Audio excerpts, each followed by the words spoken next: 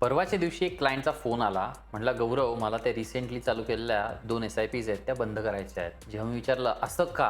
तर म्हणाले, की "त्याचे एक्सपेन्स रेशो खूप हाय आहे." मग मी त्यांना म्हटलं, "सर, कंपेअर कशाशी करताय?" त्यावेळेस त्यांच्याकडे काही उत्तरच नव्हतं. 2 दिवसांनी मी थोडासा अभ्यास करून त्यांना भेटायला गेलो. जेव्हा त्यांच्यासमोर बसलो आणि त्यांना सगळं दाखवलं, की "सर बघा, AMFIच्या साईटवरती क्लिअरली मेन्शन्ड आहे, की म्युच्युअल फंड कंपनी त्या फंडला केव्हा किती एक्सपेन्सेस चार्ज करू शकतं, किती AUM झाल्यावरती तो एक्सपेन्स रेशो कमी करायचा आहे, हे सगळं डिटेलमध्ये लिहिलेलं आहे." त्यावेळेस त्या इन्व्हेस्टरला थोडी क्लॅरिटी आली, की हां, मी जो विचार करत होतो तो चुकीचा होता. बऱ्याचदा आपल्याला कोणीतरी भेटतं किंवा आपण इन्फ्लुएन्सरचा एखादा व्हिडिओ बघतो, ज्याच्यात फक्त एवढंच दिलेलं असतं, की हाय एक्सपेन्स रेशो पे केल्याने कसं आपलं नुकसान होतं. पण हे लक्षात घ्या, की हा हाय एक्सपेन्स रेशो का आहे, तर त्यामागे एक व्यक्ती आहे, जो तुम्हाला हँड होल्डिंग करतोय, जो तुम्हाला सध्याच्या काळात जेव्हा मार्केट पडतंय तेव्हा आपल्याला खूप सारे परफॉर्मन्सचे किंवा एक्सपेन्स रेशो रिलेटेड असेल किंवा अजून कुठल्या गोष्टींचे प्रश्न पडतात, त्यावेळेस तुम्ही विचारायला जाणार कोणाला? तर ही तीच व्यक्ती आहे, जी तुमच्या आयुष्यात एक म्युच्युअल फंड ॲडवायझर किंवा एक म्युच्युअल फंड डिस्ट्रिब्युटर म्हणून असते, ती तुम्हाला या प्रत्येक प्रश्नाचं उत्तर देते